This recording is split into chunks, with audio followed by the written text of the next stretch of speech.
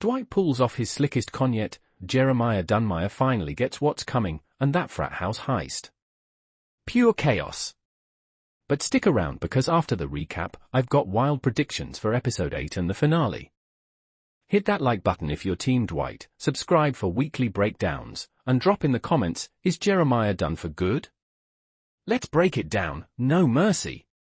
Alright, before we spoil everything, episode 7 drops on November 2nd exclusively on Paramount+, same weekly Sunday slot. Titled Art of War, yeah, Sun Tzu vibes all day.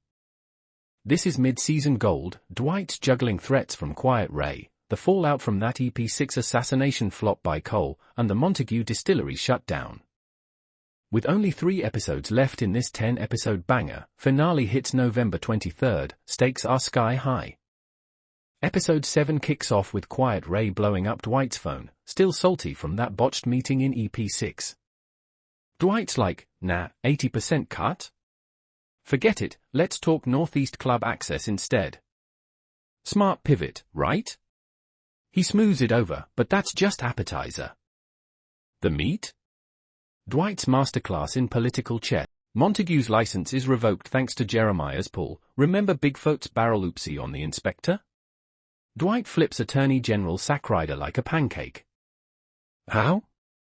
Margaret, Dwight's ride-or-die, wines and dines Sackrider's wife, digs up dirt, dude's a gambling addict drowning in debt at Cal Thresher's casino. Dwight loans him Big via Thresher, who's all in on his gov run, then calls it in, work for me, or your marriage and career tank. Sackrider flips, lifts the ban, betrays Jeremiah.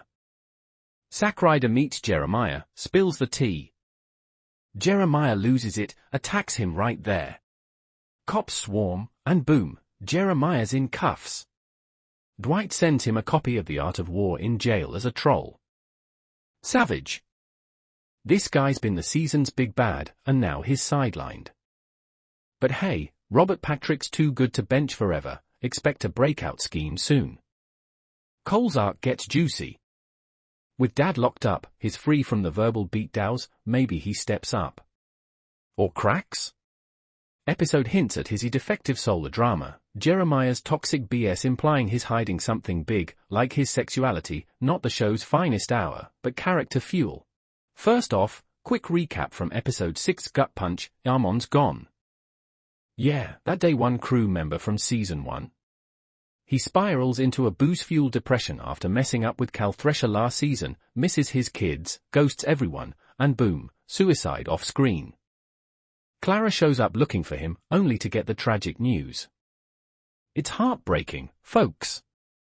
Dwight's reaction? A quiet he was family, but you see the cracks in the general's armor. This crew's not invincible anymore. Okay, episode 7 kicks off right where we left off. Dwight's holed up in that dingy motel, chain-smoking and plotting like it's 1971 all over again. He gets a burner phone call from, get this, Bill himself. Yeah, the sheriff spilling everything. Musso orchestrated the whole disappearance to bait Dwight into flipping on the New York families. Bill's not just a pawn, he's the key to exposing Musso as the mastermind pulling strings from the feds and the Dixie Mafia. Jeremiah's busting out? Expect a jailbreak or bail plot. Dwight pushes Northeast liquor rollout, but Quiet Ray tests loyalty. Frat heist cash? Funds a bigger score, maybe clashing with Cole's solo glow-up. Tyson drama brews, strip club vibes from EP3? Could pull him into deeper trouble. And Musso? Bill's arrest ties back, FBI squeeze on Dwight ramps up. Teasers hint explosions, so action alert. Jeremiah vs. Dwight finale showdown, but with Sackrider flipped, it's political war. Cole rebels? Becomes anti-hero or Dwight ally? Bigger threats, triads from season 2 revenge? Or New York mob sniffing weakness? Dwight's family, daughter Tina, sis Joanne, gets messy, maybe a betrayal. Longshot, spin-off tease with Nola King vibes, tying in Samuel L. Jackson rumors. Season 4's locked, Stallone's deal seals it, so no loose ends, expect a cliffhanger bigger than Season 2's.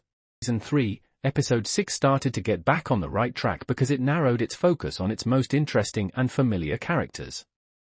Musso, whose entire presence in the series so far has been perplexing at best, was hardly seen, as was the case for Thresher, who made a strong Season 2 antagonist but doesn't have much purpose in Season 3, which literally has 2 big bads already, along with an obnoxious little one. The best-case scenario for the remaining 4 episodes of Tulsa King Season 3 would feature the beef between Dwight and Quiet Ray reaching drastic levels to the point where Dwight is affected like never before. The Dunmires don't have what it takes to knock Dwight off his pedestal and are really just the equivalent of nagging flies trapped in the house at this point.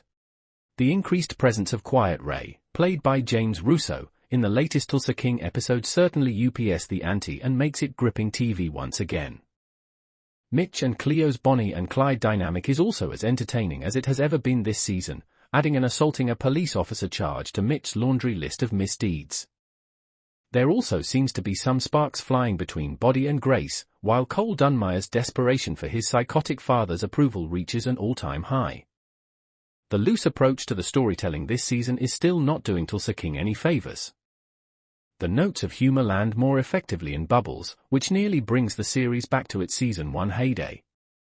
Among a variety of car scenes featuring road trips and phone calls, we discover that Special Agent Musso is holding Bevilacqua in custody for reasons yet to be explained, and Armand, who has been missing all season, is declared dead by suicide without much emotional impact. Dwight is starting to feel like a broken record with how many times he says this Montague bourbon venture is the biggest opportunity of his life. A guy like Quiet Ray is the perfect person to hit Dwight with a reality check, one that will rearrange his priorities very quickly. Force a sting on Ray or Deacon, leading to a twist where Dwight turns the tables. The face-off scene shows Dwight's crew armed against Dunmire's mob. That's my take on Tulsa King Season 3 Episode 5. If you're excited, smash that like button, subscribe for more breakdowns, and turn on notifications so you don't miss my recap after it airs. Thanks for watching, see you next time. Today we're diving into Season 3 Episode 5, titled On the Rocks. If you haven't caught up through Episode 4, hit pause now because there will be major spoilers ahead for what's already aired. For Episode 5, which drops tomorrow on Paramount+, we'll cover previews, teasers, and my predictions on what to expect. Let's get into it. Season 3 kicked off with Dwight Manfredi, played by the legendary Sylvester Stallone, facing new threats in Tulsa. After Season 2's chaos, Dwight's empire is expanding, but so are his enemies. Episode 1, Blood and Bourbon, introduced the Dunmire family as major antagonists, stealing Dwight's prized 50-year-old bourbon. In Episode 2, The 50, we saw Tyson messing up big time, leading to the heist. Episode 3, The G and the OG, ramped up the crew's efforts to track it down, with some redemption arcs kicking in. And Episode 4, Staring Down the Barrel? Phew, that was intense. Dwight and his team stage a brutal railyard standoff to recover the bourbon. Tyson gets a lead from Serenity, who turns out to be a spy, a classic twist. They muscle their way in, but it ends with Cole Dunmire's death. Meanwhile, Margaret pitches a fake dating plan to help Cal Thresher's governor run, which Dwight's not thrilled about. Jeremiah Dunmire drops that ominous line, "The war is heating up." Now, for On the Rocks, previews suggest this one's going darker and more explosive. The big hook is the fallout from Cole's death. The Dunmires aren't letting that slide, expect Jeremiah to rally for revenge, putting Dwight's control on shaky ground. Alliances might dissolve, who's really loyal in Dwight's crew? We could see betrayals from within, turning friends into foes. Old enemies might resurface too, bringing grudges or shady deals. On the political side, Margaret's scheme with Thresher could create jealousy or blowback for Dwight. And with Quiet Ray back in the mix from Episode 4, maybe he plays a bigger role. Overall, it's about escalating the underworld war, with Dwight making some brutal choices to hold onto his empire. Previews tease power shifts and dangerous confrontations, can't wait. Dwight goes scorched earth on the Dunmires, but it backfires with law enforcement or internal leaks. Maybe Tyson's arc leads to more family drama. Margaret's plan? Total recipe for relationship tension, Dwight's territorial, remember? Could Thresher betray them post-election? And with the season halfway done, this episode might set up a mid-season twist, like a major alliance flip or another death. What do you think? Drop your theories in the comments. Episode 5 is anticipated to explore the immediate aftermath, with previews emphasizing a shift to darker, more volatile storytelling. Key anticipated elements include retaliation from Jeremiah Dunmire, who warns of an intensifying war, potentially leading to violent confrontations that test Dwight's grip on Tulsa. Betrayals are a central theme, as alliances within Dwight's circle may fracture, with not all members proving loyal amid mounting pressures. The return of old foes could introduce new grudges or opportunistic deals, complicating Dwight's strategies. Politically, Margaret's proposal to aid Thresher's campaign by posing as his partner introduces relational strain, given Dwight's possessiveness and Thresher's history as a rival. This subplot ties into broader power dynamics, where Thresher's potential governorship could benefit or endanger Dwight's empire, depending on loyalties. Character developments in Episode 5 are expected to deepen existing arcs. Dwight faces moral and tactical dilemmas, balancing aggression with vulnerability as enemies multiply. Tyson, seeking redemption after his heist involvement, may encounter further tests of loyalty. Margaret's independence drives her political maneuvering, but it risks alienating Dwight, highlighting themes of trust in relationships. The Dunmires, fueled by grief over Cole, represent old money privilege clashing with Dwight's street-smart mob ethos. Supporting characters like the crew and Serenity could pivot into betrayers or allies, adding unpredictability. If the premiere of Tulsa King Season 3 felt like a bit of a corrective to a lackluster second season, Episode 3 feels like it's proving a point and then some. We've already had tense sit-downs between Dwight and the new big bad, Jeremiah Dunmire. We've roped in almost every surviving character from the previous 2 seasons, and we're starting to genuinely imperil the core cast. Things are getting serious, they're already serious, and they're going to get even more serious very quickly. This is what you want from a show like Tulsa King. Taylor Sheridan can be prone to bouts of self-indulgent excess, and that sort of thing can derail a season. These tight episode runtimes don't provide much leeway, so I'd rather a bit less depth and build-up, especially since a lot of these relationships and dynamics have been developing for a while, and more head-on collisions. That seems to be the 3rd season's guiding MO. Long may it continue. Before we unload the chaos of Episode 4, let's rewind to that gut-punch ending of the G and the OG. Dwight's out here playing 4D chess with his new distillery empire, but things go sideways fast. Tyson's living his best life at Stroker's strip club, throwing stacks like it's nothing, but boom, Cole Dunmire's goons snatch him up. They drag him to some abandoned warehouse, and Cole's got him staring down the barrel of a shotgun, ready to paint the walls red for messing with the family business. Meanwhile, Dwight's on a creepy road trip with that shady Fed, Agent Musso, the guy with a personal grudge from Dwight's pre-prison days. They pull up to a sit-down with Jeremiah Dunmire, who's got his local muscle surrounding them like it's a bad western. Dwight ain't backing down from the distillery fight, but the feds are circling, and that secret 50-year bourbon stash. It just fell right into Dunmire's lap. Alright, Episode 3, the G and the OG, was straight fire, literally. Dwight's bourbon empire is booming, but the Dunmire family's not having it. Tyson, our young gun, goes full spy mode on Cole Dunmire at Stroker's strip club, but gets snatched by Cole's crew. Blindfolded in a warehouse, staring down a shotgun, talk about tension. But plot armor activates, Mitch and body track him via phone, roll up in that bulletproof Cybertruck, Elon would be proud, and bust him out in a hail of bullets. Tyson escapes, but not without dropping a warning to Cole, war's on. Meanwhile, Dwight's playing diplomat with Jeremiah Dunmire, but Agent Musso, that Fed with a grudge from Dwight's old New York days, is stirring the pot. Cleo, fed up, straight up sets fire to Jeremiah's land as payback. And the kicker? Cole's goons raid Dwight's storage, swiping his secret bourbon stash. Dwight's left fuming, team tensions are high, and Musso's vendetta is bubbling. Meanwhile, Grace, Tyson and bodytail Cole Dunmire in the least possible of stealth vehicles, Tyson's Tesla Cybertruck. They follow Jeremiah's son to a warehouse, and when they follow him inside, they find a bingo game full of senior citizens. So they sit and play. Goody shows up mid-game. "I thought we were about to get into something nefarious," Grace explains sheepishly, explaining her reason for calling him. Goody looks around for 2 seconds and clocks that Cole and his goons are running a scam. And he proves it by interfering with the age-old con so that Tyson wins.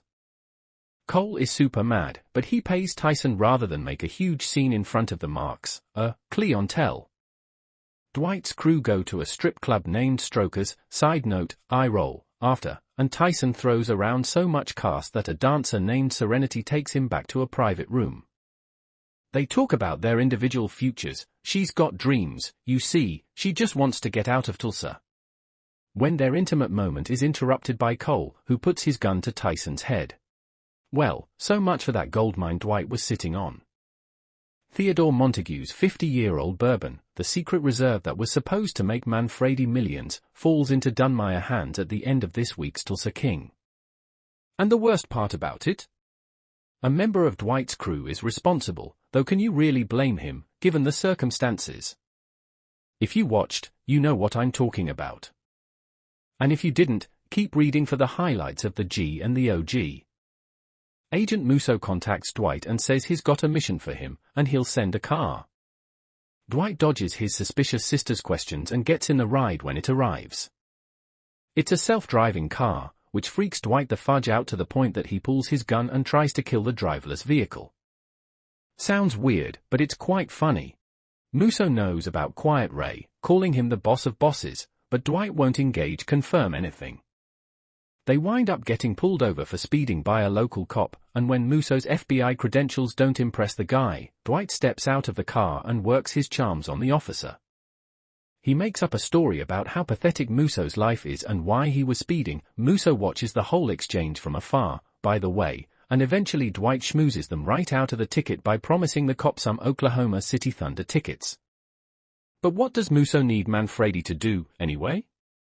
There's a lowlife named Deacon. This guy is pure evil, Musso says, who works in a jewelry or clock repair shop, and Musso needs Dwight to go in there and act like a mafioso to gain the man's trust for future operations. So he does. Later, on the way back, we get the sense that Musso's mission actually isn't officially sanctioned. Whatever is going on with Deacon, it's personal. At the end of the hour, Dwight is hanging out with Margaret when he gets a call from Goody. He immediately goes to the Montague property to find his wheelman battered and the bourbon stolen. "How bad are you, Tyson?" he asks, concerned. "I'll live," Tyson replies. "Dunmire won't," Dwight promises. Oh, and also of note, Armand's wife shows up at the distillery, frantic. He never showed up to see their kids, and now he's not picking up his phone. "My husband is missing," she cries. At the end of the hour, Dwight is hanging out with Margaret when he gets a